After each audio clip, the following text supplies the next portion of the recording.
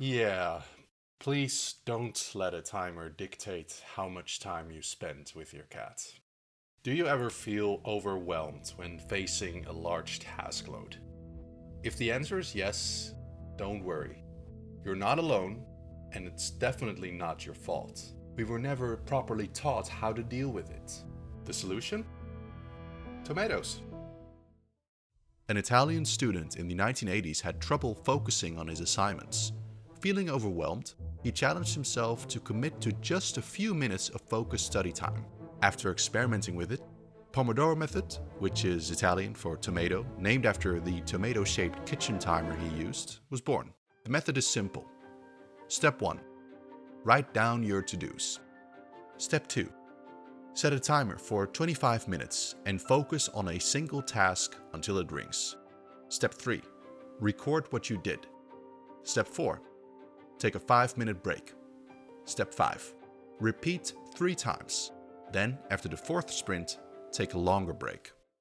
Let's now explore how we can execute on the Pomodoro Method. Method 1. Use a physical timer. Use a tomato kitchen timer if you want to be a pretentious purist, or just use your phone. This is great if you're moving around a lot when performing your tasks. Method 2 is to use your computer's built-in clock app. I recommend this if your tasks are focused on your computer but spread across different apps. It should have timer functionality with an alarm. I use Windows Clock app, and you can even set up a preset with a specific time. So all I have to do is hit reset and press play, and I'm ready for another sprint. Method 3. Use a browser extension. If your work is concentrated within your browser, consider using a Pomodoro browser extension. I recommend Marinara. Method 4. Use a dedicated Pomodoro app. There's a few of these on the market, and I have played around with them, but in the end I didn't enjoy them, as I felt they turned something so simple into something needlessly complicated with hundreds of features, settings to tweak, integrations, to the point where any time saved using it is already offset by the time you wasted configuring it. Method 5 is to use an all-in-one app with Pomodoro functionality. TickTick is the best example here. Its built-in timer is a natural extension of its tasks feature, so you can quickly set up your task list for a Pomodoro sprint and get going. So I've been using the Pomodoro method on and off for a couple of years now, and what I've learned is that it's effective, but that it needs to be executed mindfully.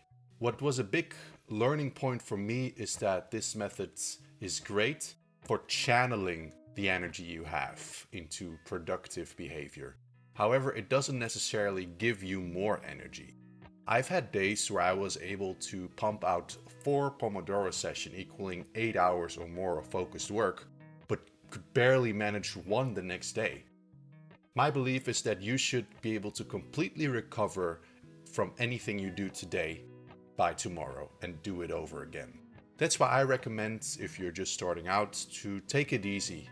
Go easy on yourself, start with just 1 Pomodoro session, and see how you like the rhythm of these 20 or 25-minute sprints. Which brings me to the second recommendation, which is to not blindly follow the rules and instead make your own. The book might talk about 25 minutes, but you might work best in 15 or 20-minute sprints. You might also need more time for a break, and all that is okay. You don't have to punish yourself because you took 6 minutes instead of 5 minutes break. For me, the Pomodoro method is a powerful instrument in my toolset that I deploy from time to time.